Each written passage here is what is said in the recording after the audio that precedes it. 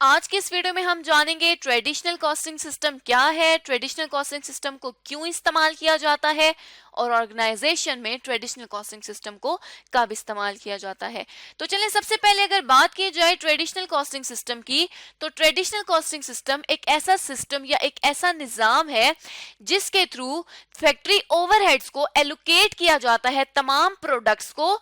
किन बेसिस पे? Volume of production resources consumed की बेसिस पे, मतलब चीजों को, प्रोडक्ट को प्रोड्यूस करने में जितने भी रिसोर्सेज यूटिलाइज हुए हैं, जितने भी रिसोर्सेज कंज्यूम किए हैं, उनकी बेसिस पे फैक्ट्री ओवरहेड को, प्रोडक्ट्स को चार्ज करने का जो तरीकाकार है उसे हम ट्रेडिशनल कॉस्टिंग सिस्टम कहेंगे। अब ये जो प्रोडक्शन रिसोर्सेज कंज्यूम्ड होंगे तो हम इसमें ये एज्यूम करेंगे, जो ट्रेडिशनल कॉस्टिंग सिस्टम है उसमें ये एज्यूम करेंगे कि सिर्फ दो तरह के रिसोर्सेज हैं हमारे पास, एक डायरेक्ट लेबर आवर्स और एक मशीन आवर्स।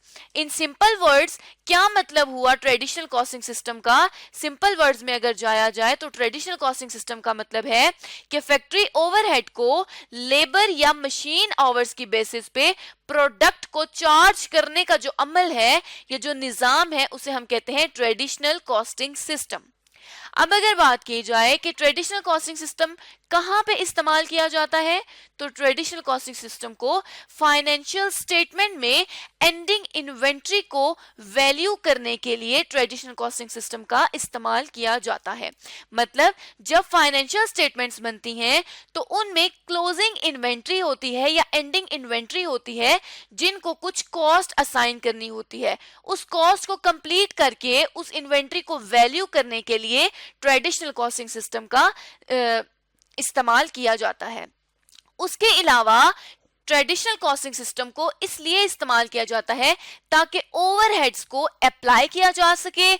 किस पे अप्लाई किया जा सके? जो नंबर ऑफ यूनिट्स प्रोड्यूस कर रही है कंपनी, उन नंबर ऑफ यूनिट्स पे ओवरहेड्स को अप्लाई करने के लिए ट्रेडिशनल कॉस्टिंग सिस्टम का इस्तेमाल किया जाता है। अब अगर हम एज्यूम करें कि हमारे पास एक कंपनी है जो एक मैन्युफैक्चरिंग कंसर्न है, मतलब वो चीजें बना के बेचती है, तो हमने एज्यूम कर लिया कि टॉरस मैन्युफैक्चरिंग कंपनी जो है वो चीजें बना के सेल करती है, और हम एज्यूम कर, क्योंकि वो मैन्युफैक्चरिंग कंपनी है तो उसके ओवरहेड्स होंगे, हम एज्यूम कर लेते हैं कि डिफरेंट टाइप के ओवरहेड्स हैं, जिनमें जो सबसे पहली ओवरहेड की कॉस्ट है वो है मशीन ऑपरेटिंग कॉस्ट। ओवरहेड को जैसा हमने पढ़ा था कि तमाम जितनी भी इनडायरेक्ट कॉस्ट है उसको ओवरहेड में शुमार किया जाता है। उन जितनी भी तमाम इनडायरेक्ट कॉस्ट फैक्ट्री से रिलेटेड है उस तमाम को फैक्ट्री ओवरहेड का पार्ट बनाया जाता है। अब इस इनडायरेक्ट कॉस्ट में इनडायरेक्ट लेबर आएगी, इनडायरेक्ट मटेरियल आएगा, और अदर जितने भी इनडायरेक्ट एक्सपेंसेस हैं वो तमाम एक्सपेंसेस इस कॉस्ट का पार्ट बनेंगे। तो अब यहाँ पे हमने एज्यूम कर लिया कि एक जो कॉस्ट है वो मशीन की ऑपरेटिंग कॉस्ट है, मशीन को चलाने के लिए कुछ खर्चा आता है, वो है। दूसरी कॉस्ट हमने एज्यूम कर ली कि मटेरियल को, एक तो मटेरियल की परचेज की जो कॉस्ट है जो पर केजी या पर लीटर पड़ती है वो नहीं, लेकिन मटेरियल को परचेज करने के लिए जो अदर कॉस्ट है, जिस तरह कोई ट्रैवलिंग की कॉस्ट होगी या कुछ अदर कॉस्ट जिनको हम डायरेक्टली चार्ज नहीं कर सकते, जिनका हमें पर यूनिट का नहीं पता, वो कॉस्ट है 30,000 रुपए की। इसी तरह चीजों को, जो फिनिश गुड इन्वेंट्री है उसको आगे डिलीवर करने के लिए कुछ कंपनी के पास डिलीवरी कॉस्ट है जो कि है 50,000 रुपए की, और इसी तरह पैकेजिंग कॉस्ट है कंपनी के पास जो कि है 80,000 रुपए की, और लास्ट जो कॉस्ट है कंपनी की वो एज्यूम कर लेते हैं हम कि मशीन के सेटअप की कॉस्ट है जो कि है 20,000 रुपए की। अब ट्रेडिशनल कॉस्टिंग सिस्टम में क्योंकि हमने बात की थी कि जो ओवरहेड्स हैं उनको डायरेक्ट लेबर आवर्स या मशीन आवर्स की बेसिस पे प्रोडक्ट्स को चार्ज किया जाता है, तो यहां पे हम एज्यूम कर लेते हैं कि जो डायरेक्ट लेबर आवर्स हैं कंपनी के वो टोटल आवर्स हैं 50,000 आवर्स। तो अब क्या करना है कि ट्रेडिशनल कॉस्टिंग सिस्टम में कंपनी क्या करती है कि एक एवरेज रेट पे ओवरहेड्स को चार्ज करती है।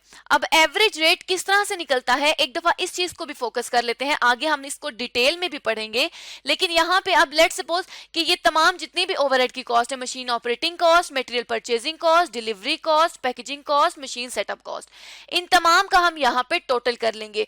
हमने जब इन तमाम को टोटल किया तो ये हमारे पास आ गए ₹2,30,000 ओवरहेड्स के आगे, मतलब ओवरहेड की जो टोटल कॉस्ट है वो आ गई 2,30,000 रुपए की। और यहाँ पे कंपनी के जो डायरेक्ट लेबर आवर्स हैं वो है 50,000 रुपए के। तो अब इसका हमने क्योंकि एक एवरेज रेट फाइंड करना है, तो जितने भी ओवरहेड्स टोटल ओवरहेड्स हैं वो हैं 2,30,000 रुपए के।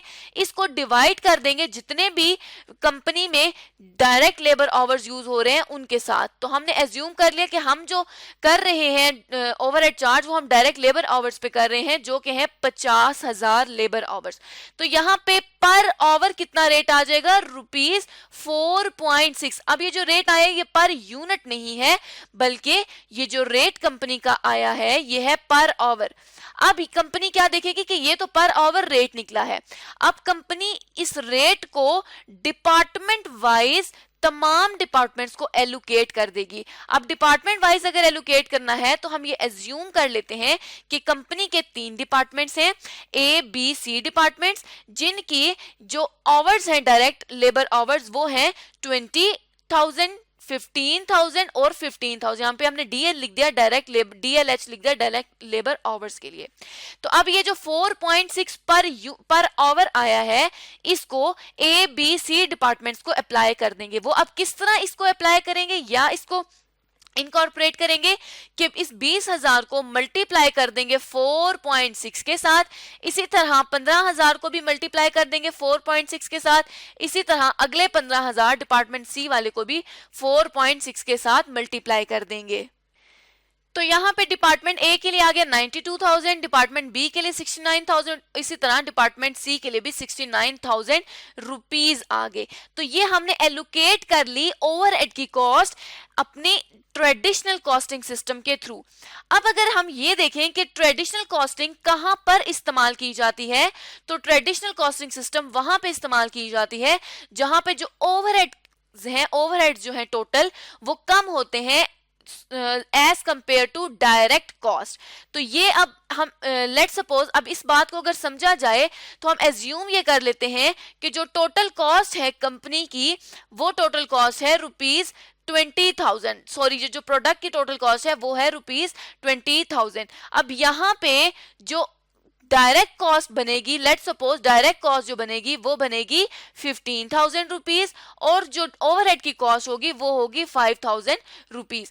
तो यहाँ पे जो है अब हम देख सकते हैं कि जो ओवरहेड की कॉस्ट है ये कम है as compare to direct cost. तो इस सिनेरियो में ट्रेडिशनल कॉस्टिंग सिस्टम को इस्तेमाल किया जा सकता है।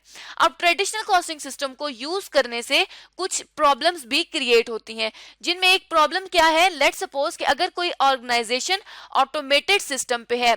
अब जब ऑर्गेनाइजेशन में ऑटोमेटेड सिस्टम चल रहा है, ऑटोमेटिक सिस्टम चल रहा है, तो सारे काम जो है वो ह्यूमन रिसोर्स के बगैर हो जाएंगे। मतलब कि यहाँ पे लेबर आवर्स जो होंगे वो बहुत कम होंगे, और जब लेबर आवर्स बहुत ज्यादा कम होंगे तो इसका क्या मतलब होगा, इसका मतलब ये होगा कि जो ओवरहेड चार्ज किए जाएंगे वो ओवरहेड काफी ज्यादा चार्ज किए जाएंगे, मतलब ओवरहेड इंक्रीज होंगे। इस तरह के सिनेरियो में यहाँ पे ऑटोमेटेड सिस्टम में जब ट्रेडिशनल कॉस्टिंग सिस्टम का इस्तेमाल किया जाएगा तो यहाँ पे एक प्रॉब्लम भी क्रिएट हो सकती है। तो ट्रेडिशनल कॉस्टिंग सिस्टम वहां पे ज्यादा इस्तेमाल किया जाता है जहां पे जो वर्क है वो लेबोरियस है, मतलब कि ज्यादा लेबर इन्वॉल्व होगी जिस जगह पे, उस जगह पे ट्रेडिशनल कॉस्टिंग सिस्टम का इस्तेमाल किया जाएगा। तो इस तरह से आज की इस वीडियो में हमने जाना कि ट्रेडिशनल कॉस्टिंग सिस्टम क्या है, ट्रेडिशनल कॉस्टिंग सिस्टम क्यों इस्तेमाल किया जाता है और ट्रेडिशनल कॉस्टिंग सिस्टम का इस्तेमाल कहां पर किया जाता है।